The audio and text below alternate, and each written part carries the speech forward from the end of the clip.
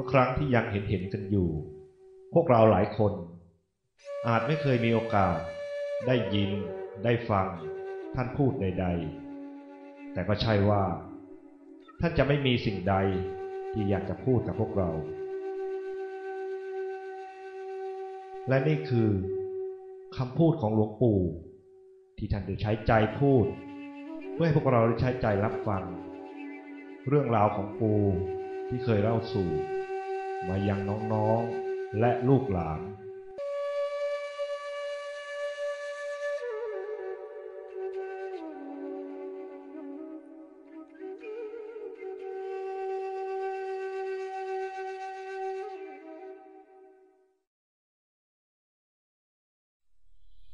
ชีวิตกูเกิดมาในครอบครัวของชาวบ้านธรรมดาการศึกษาก็ไม่สูงออกจากบ้านตะลอนไปหาความรู้นอกตำรับตำราอ่านชั่วอ่านดีลองมันหมดทุกอย่างคุกตารางกูก็ไม่เคยกลัวพูดได้ว่าชีวิตกูเริ่มมาจากความมืดเวลานั้นใครจะรู้บ้างว่ากูก็อยากเป็นคนดีกับเขาเหมือนกันจนกระทั่งอกุศลกรรมเบาบางเมฆหมอกเปิดทางให้ได้พบแสงสว่างเข้าสู่ร่มกาสาวพัสต์เป็นพระอุปชาอาจารย์แนะนำให้ได้มาพบมาเจอกับหลวงพ่อด้วยความที่กูปัญญาน้อยและยังอวดดีว่าผ่านกล้านกลำกับชีวิตมามากก็เลยมักถูกไม้ตะพดสอนมากกว่าคำสอนของท่านถึงจะน้อยเนื้อต่ำใจว่าทำไมท่านถึงไม่ค่อยเมตตากูเหมือนคนอื่นเขามาคิดได้ก็หลังจากท่านจากไป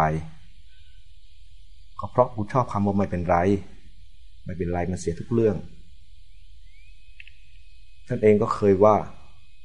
ขอสักทีนะไอ้คำว่าไม่เป็นไรนะตลอดเวลานั้นกูไม่เคยหลบพ้นวิถีของไม้ตะพดท่านเลยเพราะความโง่และอวดดื้อถือดีกูมักจะพาเข้าไปอยู่ในรัศมีของไม้ตะพดเสมอหลายอย่างกว่าคนอย่างกูจะคิดได้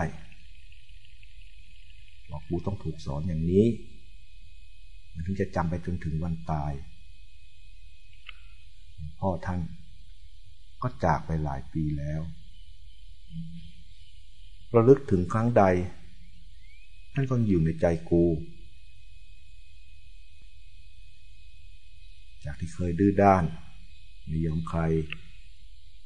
กูถูกพวกน้องๆมันว่ามันด่าเอา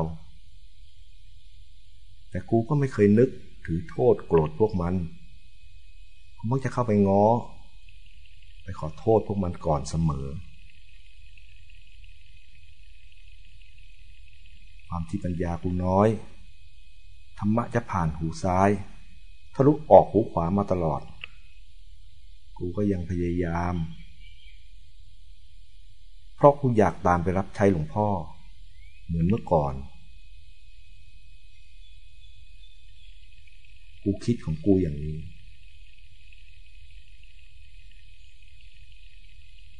และในที่สุด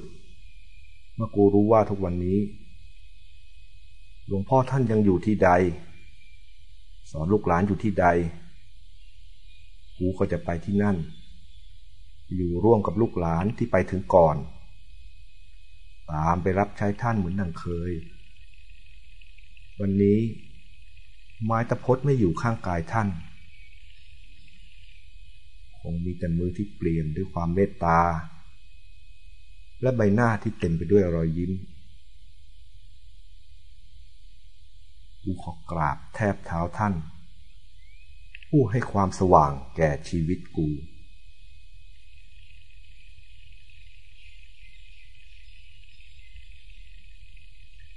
ถึงวันนี้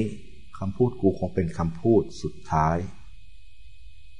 ก่อนที่สังขารร่างกายจะถูกไฟเผาเป็นเท่าฐานขอบใจและขอบคุณ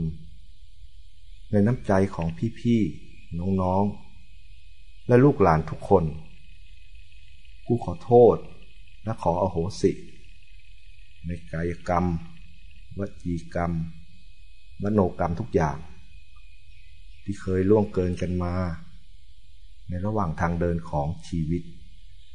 ตั้งแต่ต้นจนถึงวันสุดท้ายของร่างกายนี้